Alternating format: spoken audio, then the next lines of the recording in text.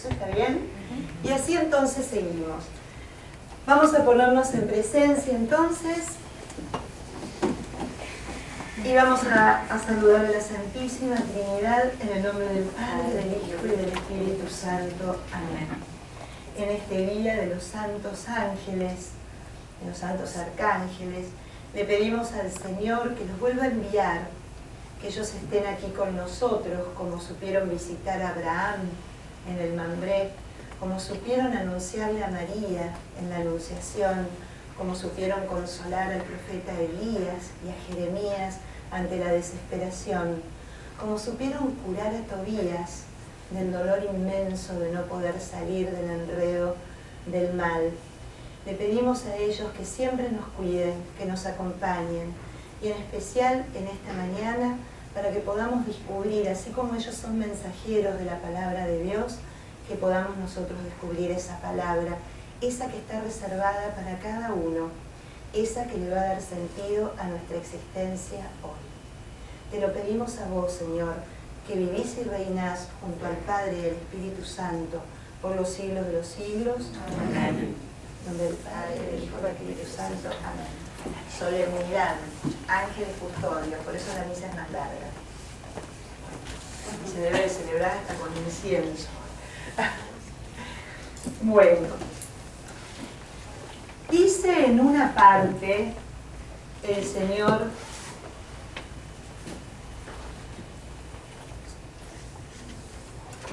porque tú eres un pueblo consagrado al Señor, tu Dios.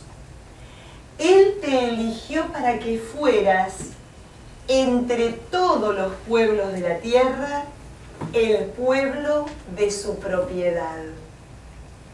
Si el Señor se enamoró de ustedes y los eligió, no fue por ser ustedes más numerosos que los demás, sino porque son el pueblo más pequeño. Del libro del Deuteronomio, del capítulo 7. Esta expresión de propiedad, ¿no? Esta cosa de que el Señor nos dice y les dijo a Israel en su momento: tú eres un pueblo consagrado al Señor. Él te eligió para que fueras el pueblo de su propiedad.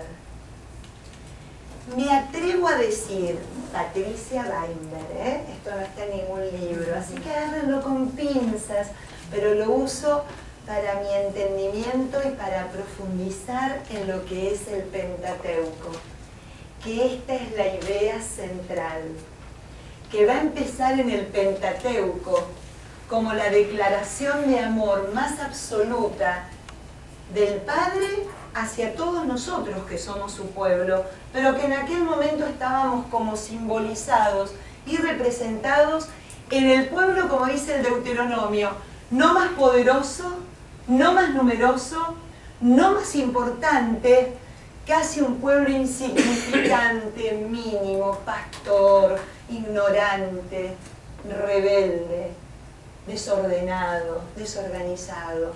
Y ese es al que eligió. Fíjense que esta elección es la que se va a mantener a lo largo de todas las Sagradas Escrituras, hasta el final. Porque esto ser la propiedad, ser el tesoro, como se traduce en hebreo, eso de propiedad es el tesoro de Dios, ser la joya de Dios entre sus manos, es lo que vamos a entender que valió tanto dolor y tanto valor en la redención de la sangre de Cristo. Tanto nos ama el Señor desde el principio que por eso pagó para rescatar el botín que le había sido arrebatado con la propia muerte de su Hijo. ¿Entienden como algo que uno lo conoce? Por eso cuando algunos dicen que la Biblia no es palabra de Dios, yo digo, el tipo que la hizo, realmente un genio total, porque sin darse cuenta mantiene un montón de denominadores comunes que es muy difícil de hacer si hubiese sido un solo escritor que se sentó con pluma y papel para poner sus pensamientos. El denominador común, fíjense además algo, que nunca se desdijo ni nunca se contradijo. Ese pueblo elegido siguió siendo elegido a pesar de ellos mismos. Seguimos siendo elegidos a pesar de nosotros mismos. Esa es la esencia del Pentateuco. Esa es la esencia de la historia de la salvación que empieza... pequeño detalle. Me enchufé la computadora. Entonces, claro, se apagó. Perdón. Tengo que empezar a renovar mis cascajos.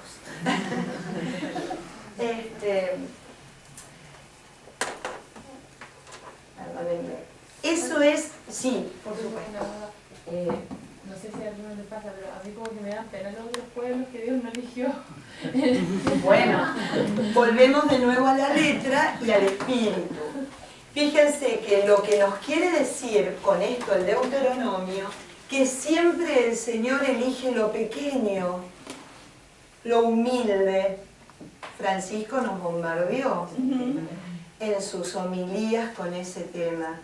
Lo pequeño, lo imperceptible, lo indefenso, lo que está a expensas a veces del maltrato del poderoso, del que tiene mayor forma de hacerle trastabillar en su destino, ¿no? Entonces, eso, por eso digo que es espectacular cómo nunca se contradice y cómo siempre mantiene en ese signo de haber elegido Israel, porque aparte es muy gracioso, cuando elige Israel, había ya pueblos, Ur de Caldea era el centro por excelencia, los caldeos, ¿no? Que venían a su vez para hacerles un raconto histórico nada más.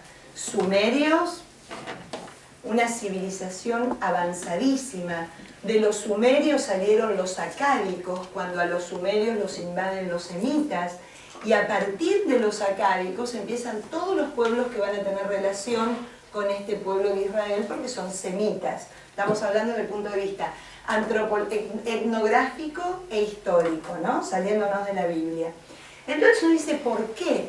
Y fíjense que es como que el Señor nos parió, porque es un pueblo nuevo, un pueblo elegido de la nada, sacándolo, como vamos a ver en el Pentateuco en algún momento, Abraham, de un lugar, de una instalación determinada, de una situación determinada, lo saca y lo llama a ser el padre de una tierra numerosa, de una población numerosa.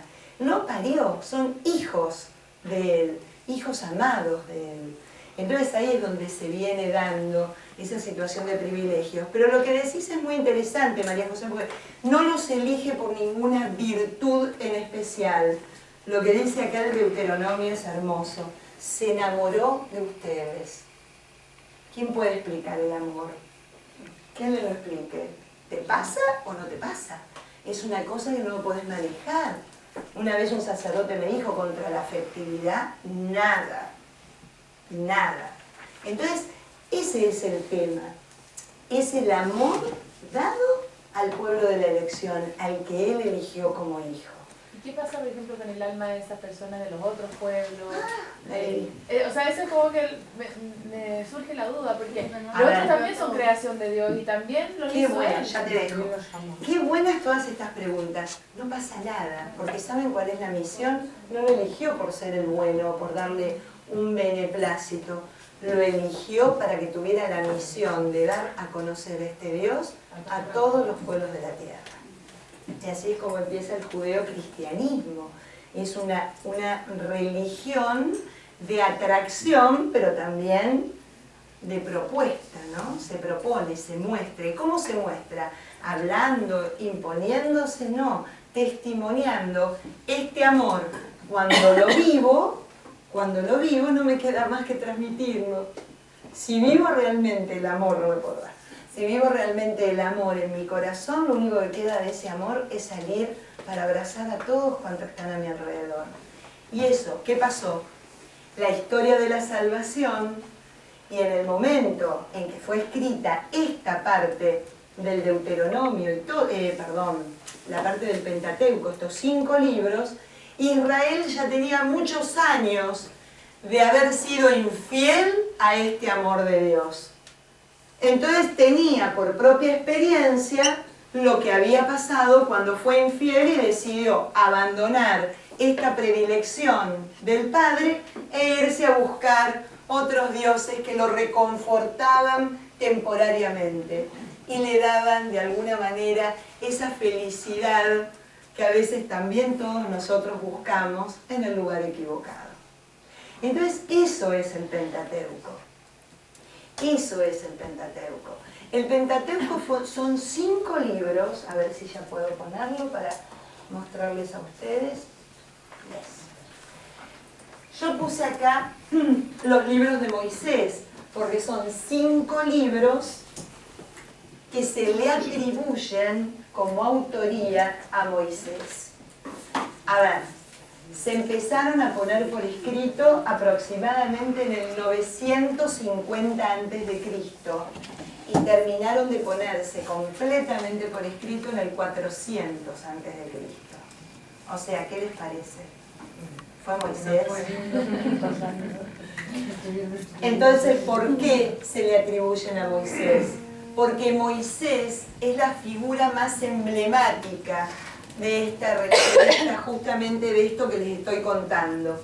Él es el que vivió una de las epopeyas de este pueblo elegido, de este pueblo propiedad de su Dios, que había sido esclavizado y que los llevó no solo a la libertad, sino que los condujo de manera definitiva a la tierra que él le prometió a Abraham, al primer padre, al primer patriarca.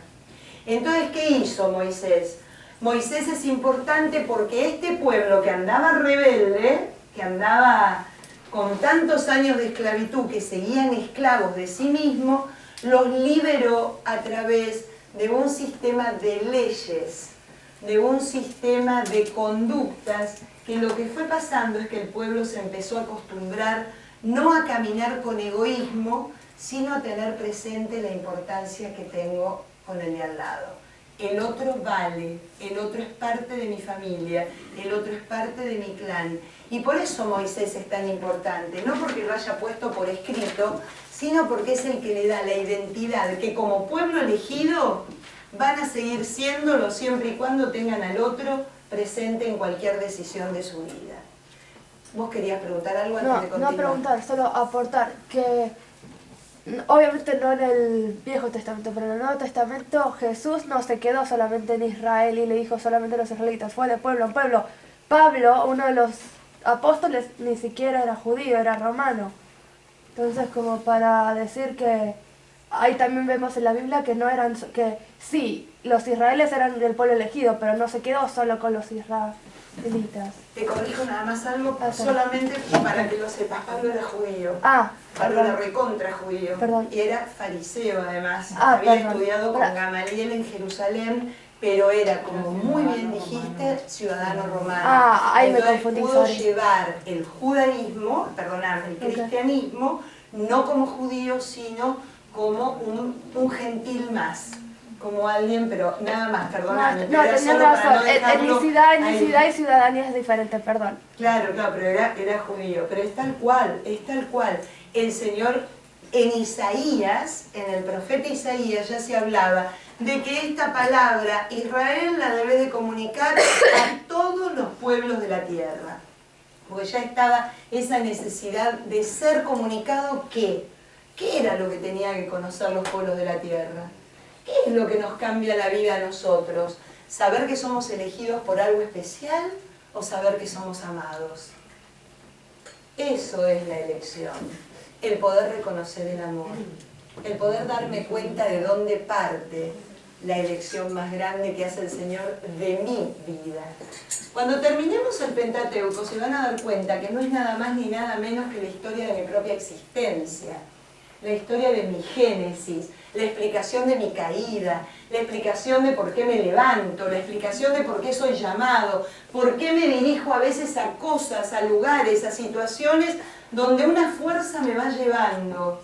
la situación en donde me multiplico y también me asiento en un Dios que me pide que le sea fiel, pero que muchas veces le doy la espalda.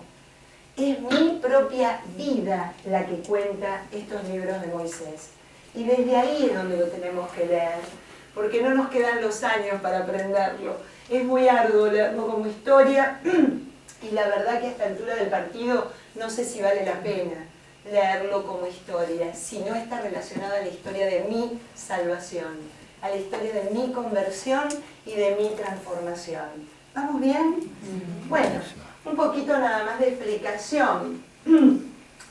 ¿Qué es el Pentateuco? Yo les traje acá algunos símbolos, porque estos símbolos surgen en el Pentateuco, todos los símbolos que hacen a la identidad judía y que usaba Jesús. El talit, que es con lo que se cubren, está en el libro de los Números, ¿no? Bendito sea el Señor que no solo nos bendice, sino que nos cubre con su manto, dice la palabra. Y es por eso que se cubren con el manto, porque es la manera de sentirse envueltos en Dios. Eso está en el Pentateuco. La Torá, por excelencia, en chiquito, en miniatura, pero que es el centro y la vida, de la fe judía. Van a ver que la Torá está ubicada en la sinagoga, en el lugar que para nosotros sería el mismo lugar y con la misma relevancia que tiene el sagrario, ¿no? Donde se guarda la Torá, y se la guarda no como si fuera una cosa, sino que se la guarda como si fuera una persona. Se le da honores, se le rinde honores, ¿no? Yo les conté que cuando se pone fea se la entierran, de la sacralidad que tiene esta palabra de Dios para los judíos. El shofar, yo no lo sé tocar, el shofar, el cuerno de vaca, que los judíos la semana pasada, si alguno fue a un templo, vivieron tocándolo porque es parte de su ceremonia. ¿Qué era esto? Era la manera que llamaba Moisés durante los 40 años para que se convocara el pueblo, ya sea para algún anuncio de orden práctico o para un anuncio de religión, o sea, de oración, para un momento de oración, o porque corrían algún riesgo. Son las distintas maneras que se toca el shofar. Son 3 formas distintas de tocarlo. Y ustedes se preguntarán, ¿qué es esto? Esto, así, es como describe la Biblia, que era el traslado del tabernáculo a través así era como lo llevaban los levitas, con el shofar delante, y aquí dentro estaban las tablas de la ley que le había dado Moisés al pueblo, y caminaba junto al pueblo. Esto era lo que caminaba en el medio, y era cubierto con una nube, o iba de noche flameando como una llama de fuego, dirigiendo al pueblo hacia donde el pueblo se debía de dirigir, hacia donde tenía que ir, hacia la tierra prometida. Entonces me pareció tan lindo, porque bueno, ¿vieron Indiana Jones? Lo que buscaba era esto. Lo que buscaba era esto. ¿Quieren pasarlo? Creo que ¿Las tablas de la ley dónde están ahora? ¿Perdón? No, las tablas de la ley ¿dónde están? Eso es lo que busca Indiana Jones. El próximo libro. Sí, hubieron muchas, de ahí sí se habla. En teoría se destruyeron cuando se destruyó el templo de Jerusalén, así que dudo que hayan quedado indemnes, ¿no? Eso Esa sería destrucción. físicamente, porque espiritualmente tenemos que creer que están impresas Exacto, en el alma de cada hombre. Exacto, lo dice desde San el momento Pablo. de la creación. Exactamente, lo dice San Pablo y lo dice el Deuteronomio, en el capítulo 30, que después lo leemos. Pero bueno, entonces todo esto lo que les expliqué es que el Pentateuco, como lo denominamos nosotros, Pentateujos, 5 estuches verdaderos. Estos son los teujos, eran 5 estuches que formaban una unidad, ¿no? Es como les puse yo ahí, es el Zen para los judíos, para nosotros Pentateuco, para los judíos Torá. Ahora bien, algo que me encanta explicar y que le va a dar sentido a que nosotros también cambiemos la perspectiva de lo que es el Pentateuco. Torah no significa ley. Siempre se la puso como que la palabra Torah es la ley de Dios. Es mucho más que la ley. Torah es instrucción. Es instruir al pueblo en lo que el pueblo tiene que saber. ¿Para qué? Para no olvidarse esto, que el Señor está enamorado de ellos. Esa es la instrucción. Instruir o educar tiene raíces que hablan de sembrar, de cultivar, ¿no? Por eso la cultura está tan relacionada al cultivo. Habla como, a ver, yo doy una ley, cúmplanla. En cambio, si instruyo, yo acompaño a lo que estoy diciendo que hay que hacer. Por eso la Torah no es una ley a secas.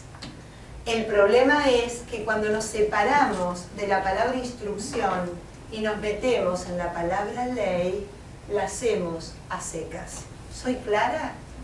Nosotros también podemos hacer lo mismo, teniendo el Evangelio. Nosotros también podemos elegir vivir lo que tenemos que hacer en lugar de que cada cosa que hacemos tiene un sentido de transformación, no solo para nosotros, sino para todos los que nos rodean. Es la misma situación de Israel con el Pentateuco. Eso era lo que lo sacaba del Señor. Al Señor lo sacaba eso, porque decía, ¿cómo puede ser que la conozcan de memoria y no la entiendan? Fíjense lo importante que es la Torá, lo que yo les decía, que marca la predilección de Dios para el pueblo, que el mismo Jesús va a decir, yo he venido a darle cumplimiento y no a abolirla. ¿Por qué? Porque es algo fabuloso, es lo que les da la identidad. Yo he venido a contarles que son hijos amados de Dios desde siempre. Entonces, ¿cómo nos va cambiando ese sistema de pensamiento? Para algunos puede ser un código legal, en cambio para otros puede ser una cédula de identidad. Yo me quedo con la cédula de identidad, porque es la que me dice que el Señor se enamoró de mí, no porque lo sé por el Evangelio, desde el principio de la creación. El Evangelio lo viene a refrendar y a darle cumplimiento absoluto, y encima con su Hijo que se da para que yo tenga vida eterna. ¿Vamos bien? ¿Cualquier cosa?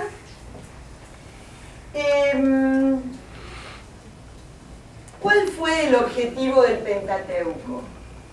El objetivo del Pentateuco, ustedes no sé si habrán prestado atención a lo que les dije, que se empezó a poner por escrito, se empezó a documentar a partir del 950 a.C. ¿Y qué pasó? Desde el 1800 o qué sé yo, desde la época de Adán y Eva hasta el 950. ¿Qué fue lo que pasó? ¿No había nada? Justamente por eso surge el Pentateuco. La necesidad de que Israel, a medida que iba pasando por una situación crítica, necesitaba dar respuesta a ese sufrimiento, a esa crisis.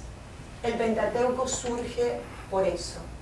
Es la gran pregunta del hombre frente a las respuestas menos posibles de alcanzar. ¿Por qué tenemos que sufrir? ¿Por qué pecamos? ¿De dónde sale el mal? ¿Por qué esta fidelidad se nos acaba tan pronto? ¿Por qué caemos y volvemos a caer en la misma situación? ¿Por qué morimos? ¿Por qué la mujer da luz con dolor? ¿Y por qué si yo tengo una semillita acá y la tiro en la tierra, a veces no crece? Esos fueron los interrogantes que el hombre a lo largo de la historia, dentro de este pueblo que Dios lo había elegido y que se sentía infinitamente protegido por él, se preguntaba, si nos quiere tanto, ¿por qué nos duele? ¿No nos preguntamos nosotros lo mismo hoy?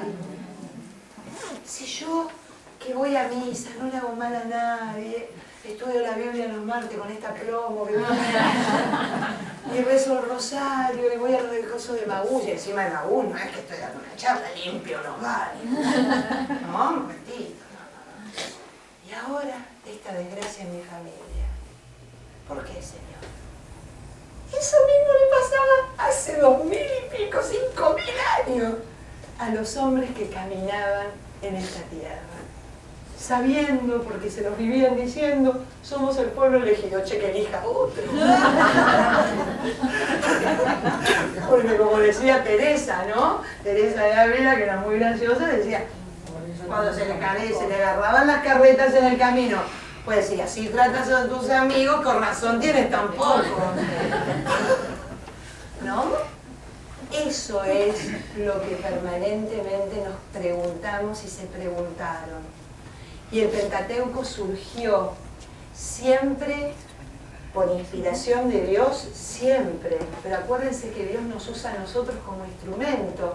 Y el instrumento eran los sabios que contemplaban lo que pasaba a su alrededor, que contemplaban lo que pasaba en su interior y que contemplaban lo que pasaba con el hermano. Y son los que preguntaban, Señor, ¿por qué? ¿Y para qué?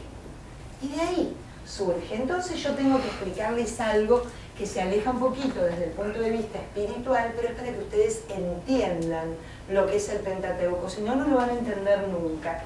Si no, van a estar siempre quedándose con que el Dios de Israel es un Dios sanguinario, es un Dios tremendo, que agarra la espada, ¿no? Es lo que hablábamos la vez pasada. Pero antes que nada, decirles esto, que me encantó y por eso se los puse. El Pentateuco tiene la mirada puesta sobre toda la historia de Israel. Vamos a hablar en particular. El Pentateuco tiene puesta su mirada sobre toda mi propia historia. A mí me toma como un todo. Y si hay realmente la presencia del Espíritu Santo, no solamente en la inspiración de quien lo puso por escrito, sino en aquel que juntó toda la documentación desde el año 950 hasta el 400 a.C. y le dio una unidad perfecta. Ahí es donde se ve la inspiración y realmente un trabajo magistral del redactor o los redactores, porque a esta altura ya se habla de un grupo grande de gente que intervino en esto, ¿no? Entonces lo que vemos, que esto lo cree, ustedes, miren, les voy a contar una anécdota, siempre esto se los conté cuando vimos Pentateuco, a los que hicieron Pentateuco el año pasado. Hasta el siglo XIX no se podía decir que Moisés no era el que había escrito el Pentateuco, te echaban de todos lados.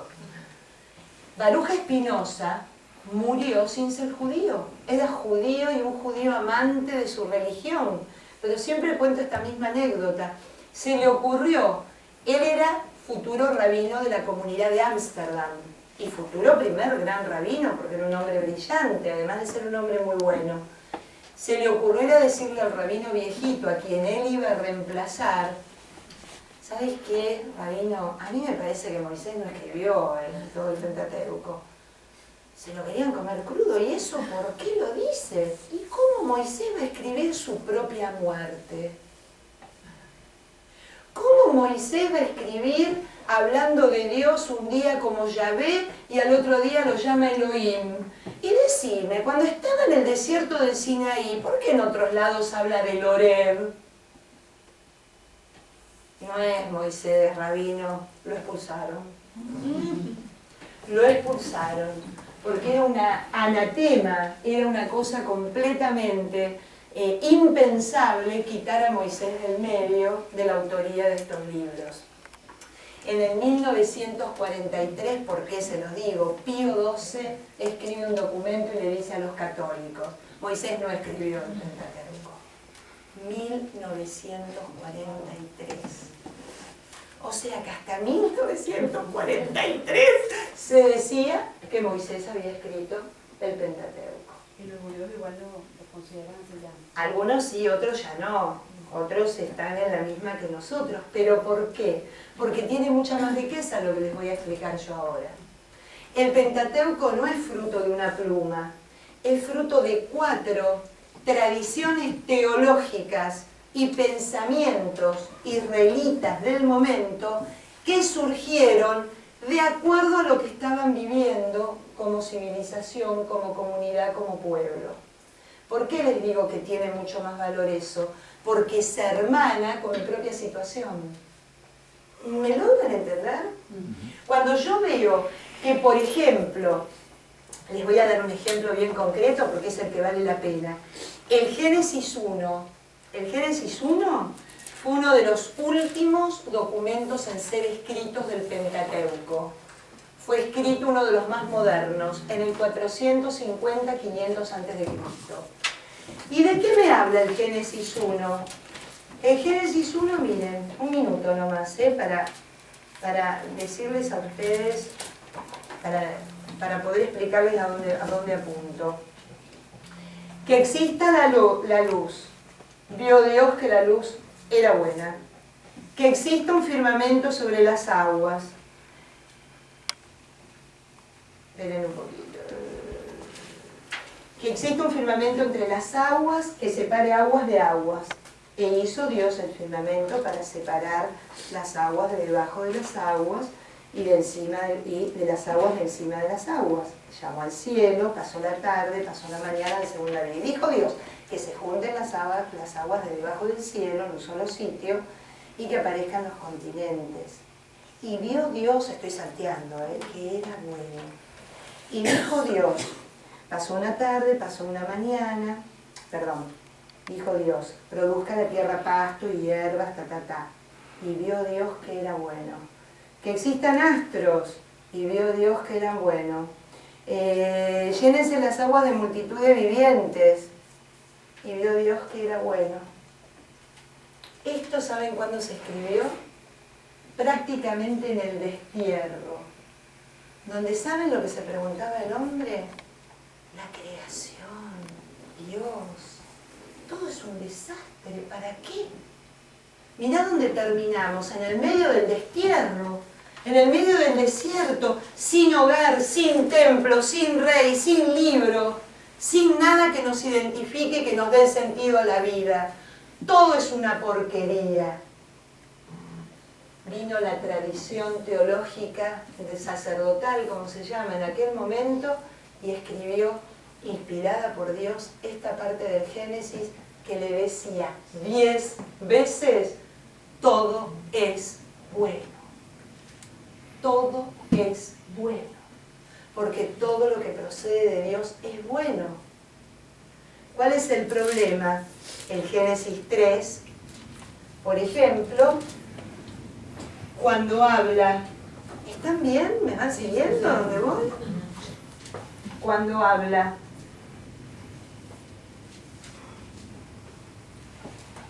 ya les digo enseguida,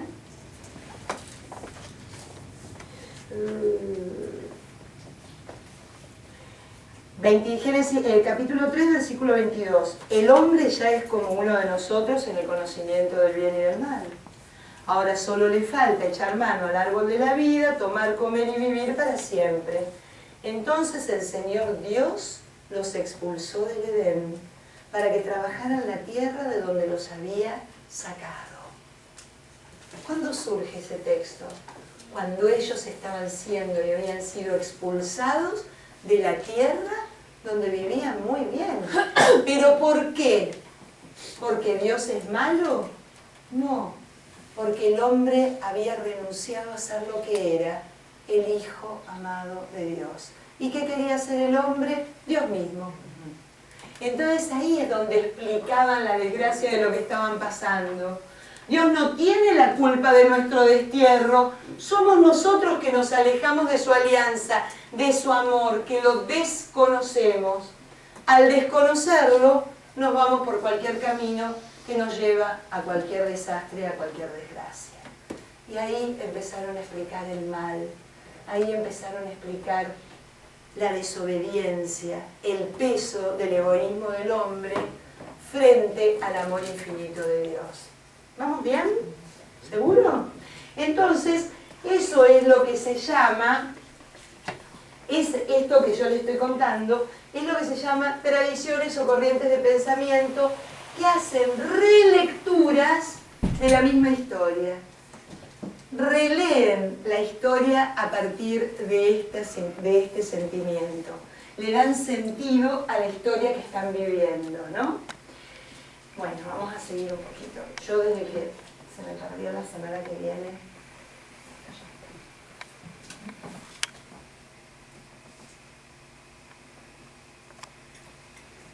Bueno,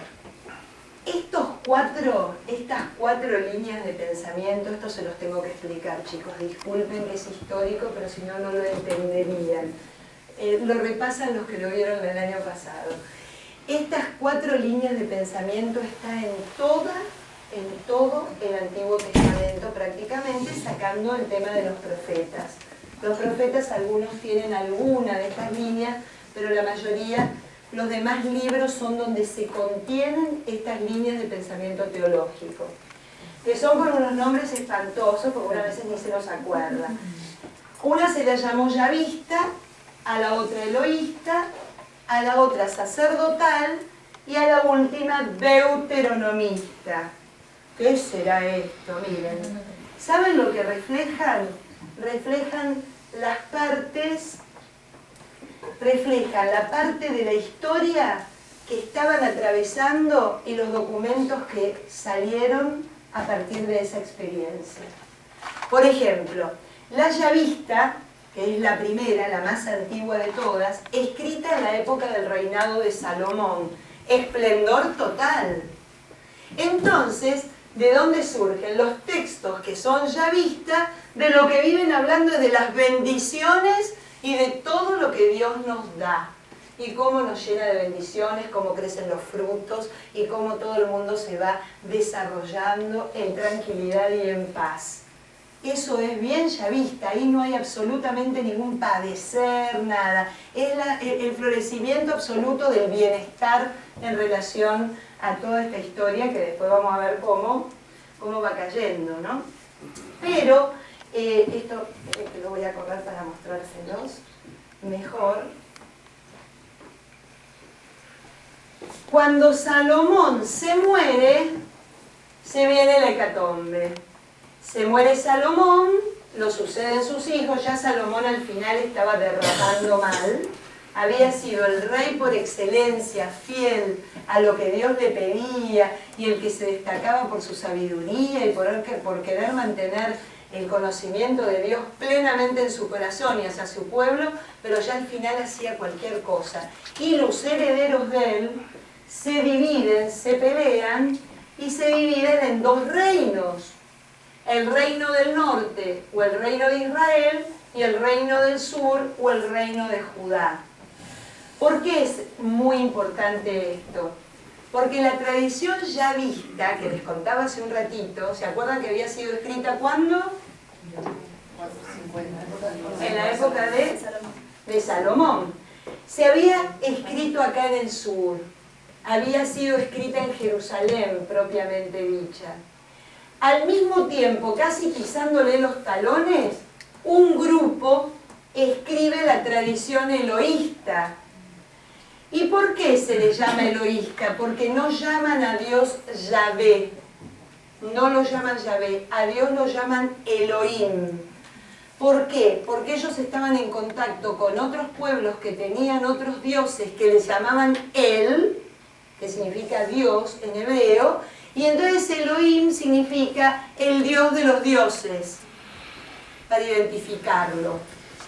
¿Y qué pasaba con esta tradición? Mientras que el reino de Judá escribía de lo bueno que era la monarquía, de que de la monarquía iba a surgir el Mesías, que se iba a restaurar toda la identidad del pueblo de Israel con David, y que de su tronco iba a nacer el que iba a ser el Hijo de Dios, en el norte no querían saber absolutamente nada con la monarquía y de lo que hablan es que aquel que venga a restaurar la alianza que hizo Dios con el pueblo en el desierto del Sinaí va a ser el que conduzca a su pueblo hacia la inmortalidad. No hay rey. porque los reyes eran un desastre, hacían padecer al pueblo. ¿Entienden las diferencias? Y además, el reino de Israel, cuando pone por escrito esta tradición, llega en 750, no importa la fecha. Fueron muy pocos años antes de que desapareciera ese reinado en manos de los asirios. Entonces, ¿qué es lo que tiene la teoría o la documentación eloísta?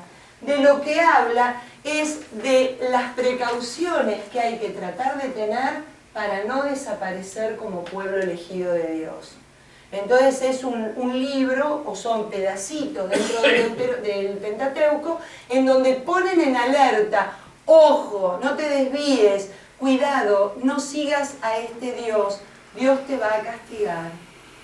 Puede ser que desaparezcas, puede ser que se te destierre, puede ser que pierdas tu identidad. Eso es lo que estaban viviendo en el reino de Israel del norte. Cuando en el reino de Israel también surge los primeros escritos de eso que tiene el nombre re difícil, que es la línea de pensamiento deuteronomista.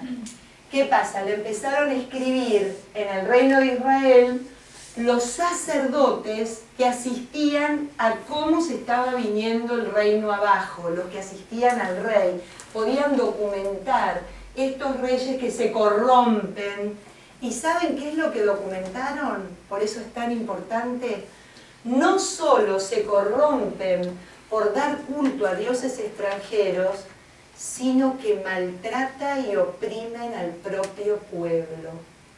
Entonces, toda la doctrina deuteronomista se le denomina la doctrina de la justicia social, la que más va a resaltar la tzedek, la justicia de Dios, que no es solo ir a rezarle, sino que es ir a rezarle y tratar bien al que tengo a mi cargo. Entonces va cambiando la noción del pensamiento de este pueblo israelí, de este pueblo religioso. Porque, por ejemplo, los Elohim también eran aquellos que tienen buena parte de la escritura de las leyes, ¿no? Hay que hacer esto, hay que purificarse, hay que rezar a tal hora, hay que caminar tantos pasos, hay que utilizar tal cosa. ¿Por qué? Porque era una manera de ir regulando a este pueblo que se había ido para cualquier lado y que creía de cualquier cosa, que ya no eran tan fieles.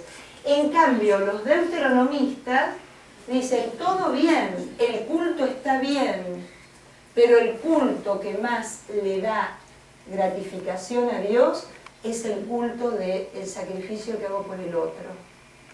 Por eso va cambiando la espiritualidad, y por eso cuando leemos es una melange, está todo mezclado y empiezan a aparecer todas estas corrientes en una unidad, pero uno no entiende por qué tanta diferencia. En uno me dice que degüella a todos los enemigos, y en otro me dice que voy a ser bueno con Dios si puedo brindar todo lo que tengo al que vive al lado mío. Entonces, ¿cuál de las dos? Por eso el Pentateuco es tremendamente arduo leerlo así, sin entender esto que les estoy explicando. Es medio plomito, pero que es necesario para que lo entiendan. Esto era lo que les ponía, ¿ven? Las crisis. Las tribus del norte caen en el 722, se mueren definitivamente, entonces pierden el último apoyo que era el reino del sur, que todavía por unos años más siguió estando fuerte. El reino del sur desaparece en el 587. Pero ahí viene otra historia. Los escritos del reino del sur eran tremendamente malvados. Eran: a esos les está pasando esto porque eran unos infieles, porque se fueron de la alianza con Yahvé, porque no respetaron los mandamientos. Pero al poco tiempo le pasó a ellos. Entonces es genial, porque también me enseña a mí, ¿no? Por eso digo que la historia de este pueblo no es nada más ni nada menos que la historia de mi conducta, la historia de mi propia existencia. ¿Cuántas veces yo digo: ¿vieron esto? Porque no van a misa? Bárate. Después me cae a mí, ¿no? ¿Ven? En el 587 quedan desaprobados y castigados también por Dios, entre comillas. Y acá vienen los interrogantes. Estos interrogantes son muy interesantes. Cuando el pueblo de Israel es absolutamente avasallado en el 587, que ya no queda ni el reino del sur ni el reino del norte, no queda reino, no queda nada sobre pie, porque no queda nada sobre pie, empieza la pregunta, ¿no? Lo que yo les contaba hace un ratito. Este Dios Yahvé de la salida de Egipto, de la conquista de Canaán, que había sido poderoso ante los faraones y ante los dioses de las civilizaciones más poderosas que rodeaban a Israel en ese momento, que eran Egipto y todos los pueblitos que iban conquistando, que era el Señor de la historia, que había sido el vencedor de Asiria, de Babilonia. La cuestión es que ya Israel había quedado derrotado y completamente aplastado. ¿Cuál fue la pregunta que se hizo el hombre en ese momento? ¿Vale la pena seguir con este Dios? Y ahí es donde surge toda una literatura que ¿qué hace? Recuerda que este Dios es el que te sacó de Egipto. Recuerda que te llevó sobre sus alas. Recuerda que te cargó sobre sus brazos como una madre. Viene toda la literatura que dice, va muchachos, despierten. A ver, a nosotros no nos pasa lo mismo. Lo que decíamos hace un rato. Y no tenemos que de nuevo hacemos un Emaús, vamos a un retiro o en una misa. El Padre dice algo y se vuelve a despertar eso en nosotros. Pero claro, ¿cómo yo podía estar separada de esto que es realmente el sentido de mi vida? ¿No ven que pasa lo mismo? Es el mismo sentir del hombre, ¿no? Interrogante frente a la religión. La primera había sido sobre Dios, la segunda sobre la religión. Esta religión de Israel, que había dado una institución tan clara, ¿no? En el templo, que tenía sus sacerdotes, que tenía un código legal pristino, que había que cumplir a rajatabla, ¿valía la pena seguir sus duras exigencias para no lograr las ventajas esperadas? ¿Sabes qué? Yo desde que me quedé sin trabajo y se enfermó mi vieja, yo ya no voy más a misa, ¿viste? Ya no voy más a misa, soy ir a misa, la verdad que ¿pasa o no pasa? Lo mismo. Acá está el interrogante. Vienen los profetas del desierto y le dicen, por favor, tengamos presente lo que significa el sábado, que el sábado no es solo un cumplimiento de ir porque lo dice la ley, sino que el sábado es un momento espectacular para revisar nuestra creación, lo que hicimos en la semana, cómo nos fuimos identificando o no con ese amado de Dios, qué es lo que construí, qué es lo que obré,